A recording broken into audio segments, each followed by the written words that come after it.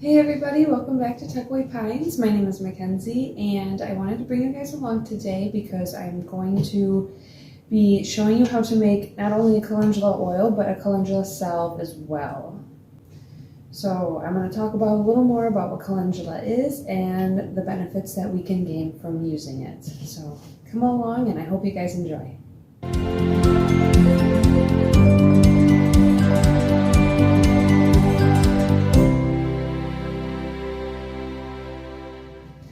Okay, so calendula is a flowering herb that can easily be grown in your gardens, and in warmer areas it can be considered a perennial. Otherwise, it's generally an annual. The therapeutic uses for calendula are to treat small cuts and scrapes, any burns, rashes, bug bites, any dry skin, any dermatitis, any of those ailments. Even in the 1860s, during the American Civil War, doctors used calendula to stop or slow down bleeding of wounded soldiers as well. So that's pretty interesting. But today I'd like to show you how to extract some of those medicinal properties from the calendula flower. You can use the whole plant in tinctures and extracts. The flower is typically used the most, especially in teas. And today I'd like to show you how to extract that medicinal properties from the flower into an oil, and then I want to show you how to make a salve of it so you can use it on your skin for any cuts, burns, what have you. And I do like to say that this is very safe for the whole family, so you can use it with your children, you can use it if you are pregnant or anyone with very sensitive skin as well. That's very safe all around the board. So this is something that I highly recommend that you guys getting on board with, learning about, and trying to do this yourself. So let's get going. Okay, so in order to extract the medicinal properties from the plant, you want to either get in alcohol that's 80 proof to make a tincture, or you can use a carrier oil to make an extract. Today I'm going to be using an oil. I prefer olive oil. You can use any type of oil that you enjoy or that's good for your skin, that works for you. I know there's apricot oil, you have grapeseed oil, sunflower seed oil, all sorts of different types of oil. But olive oil is just easy for me to get, and it's very moisturizing for my skin. So that's just what I prefer to use, and we'll stick with that today. So what you want to have is your calendula plant, if you're able to get the whole plant. Otherwise, get the flower heads or the petals. And you want to dehydrate either the whole plant or the petals, because that water content, that moisture that's in the plant, if that were to be submersed into your oil or your alcohol, that can potentially cause bacteria growth and cause your stuff to go rancid. So we don't want that to happen. So first step is to dehydrate your plant or your petals. So once those are dehydrated, I have some dried petals in here. You want to keep them or store them in your jar, and then you want to take your carrier oil and just submerge your petals or your plant in that oil. Make sure it's fully covered, and then you can just cap it off in your jar and then store it on your shelf in a cool, dark place out of direct sunlight for about a month. 4 to 6 weeks is like a good range. That way it gives it proper time to fully extract, and then after that time period you are able to strain off your extract and keep that oil and use that for your topical ointments. And that's what we're going to do today. I already went ahead and did the liberty of infusing my oil, because it's super easy. You just get your dried plant, cover it in oil, and set it on the shelf. Very easy, self-explanatory.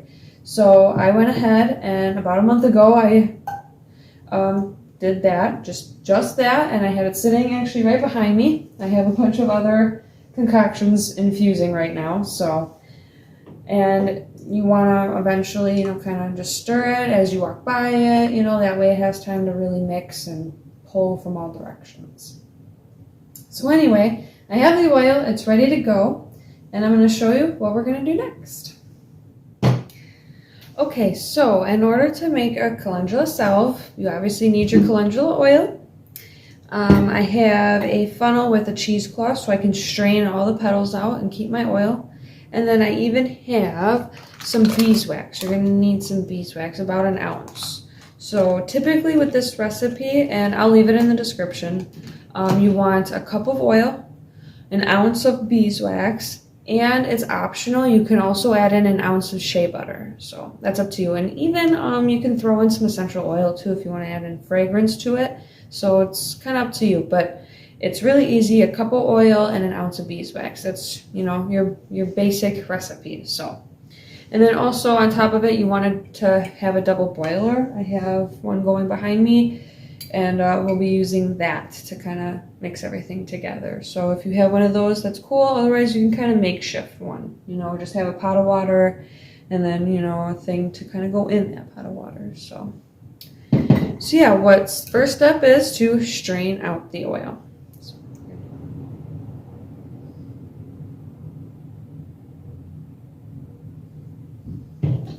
Now make sure after you strain out your oil that you squeeze out the remaining oil from the actual flour. Look at all that extra oil.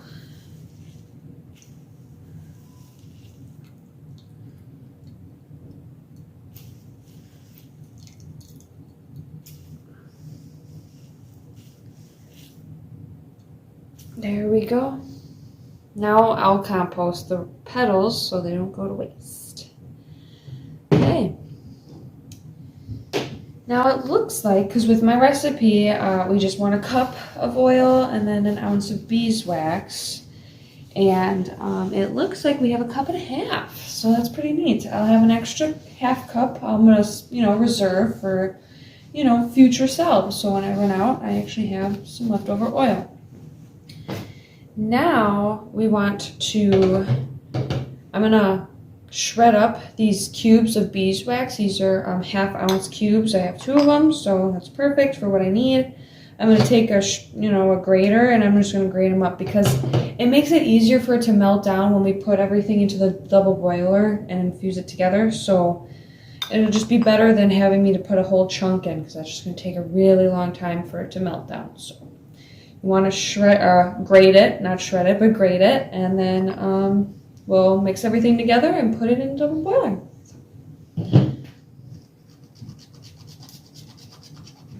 Now when it comes to making different types of salves, especially the Calendula Salve, you can kind of, play with it a little bit, as in, for example, adding rose oil with it. Have some rose-infused oil, because rose is very good for the skin, very good for complexions, and helps with rosacea and things like that. So you can use other oils and herbs that help benefit the ailment that you are trying to cure, that can kind of help tag team, and add that extra boost. Or maybe even it could be a dual a dual function salve, where it could have a healing property and then also a cooling property. Mix some peppermint oil in with your calendula, so it's relieving and healing at the same time.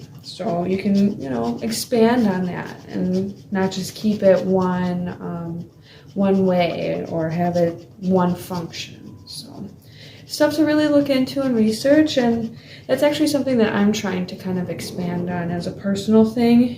Being up on the homestead, you want to rely on the things around you, the nature and the plants. So, they're there for a reason, and it's a circle of life. It's to kind of benefit each other in a way. So,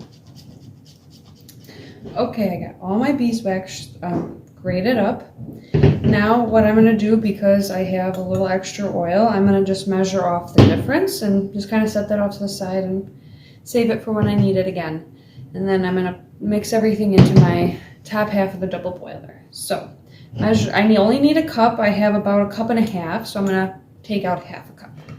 All right, So I'll just cap that. I'll set that off to the side, and I will have to remember to label and date that. That way I just am aware of what it is, when I worked with it last, and just keep track of my things going on here. So alrighty, now what I'm gonna do is I'm gonna pour off I'm just gonna combine everything here, and then I'm gonna put it in my double boiler and then just melt it down, stirring it occasionally, make sure it all infuses and melts together. So you just want to gradually stir it, have it on maybe kind of like a medium to low heat. You don't want to boil it or anything like that, because that can potentially kind of kill off that medicinal benefit that we want.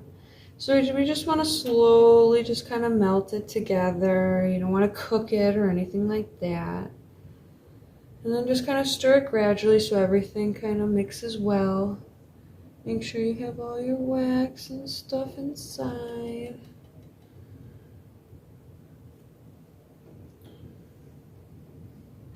And then once everything's all nice and melted together, you can pour it into your little container or your tins and let it cool and harden, and then good to go. It's really simple. I guess the longest part is just infusing your oil or your alcohol if you're going to do a tincture instead. But I'll show you how to do all that. Okay, so my wax and my oil are nice and melted together. No, nothing's floating in there, nothing. So now this is the time if you wanted to add that shea butter, or if you have any essential oils you want to add in, this is the time to add it, because it's still warm. It'll melt down and mix nicely. Otherwise, if you're ready to go, you want to have maybe a little container or a tin to keep your salve in. I have a couple different ones. I have a little glass one, and then I have a little metal tin here. So what I'm going to do is pour them in, and then we'll let them cool without making a mess or trying to. So here we go. I also have some flower petals on the side there, so you can kind of dress up your little tin with some petals on the top. Okay, so I have quite a few little tins. I have a larger one and a couple small ones, so maybe for travel or anything like that, or as a gift.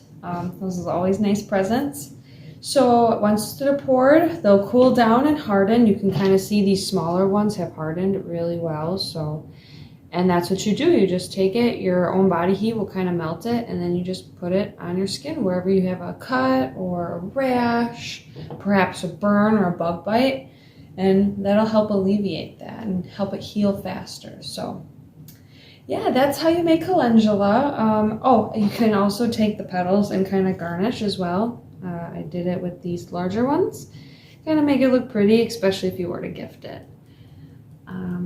But yeah, you just let them cool, harden, and then you can keep them in your medicine cabinet for as long as you need it. So I hope you really enjoyed this little tutorial on how to make calendula oil, and I hope you can kind of run with it and expand and be able to kind of help alleviate any of your family's ailments, your own, and feel good that it is a natural, medicine. It's no chemical, nothing from the pharmacy. You don't know what you're putting on your skin.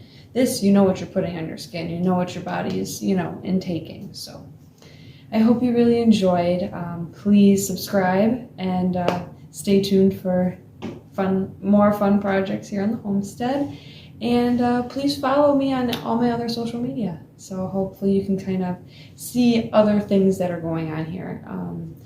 Been trying to kind of expand on showing you guys a little more of what's been going on, little different takes on different things. So please follow along, like, comment, and subscribe.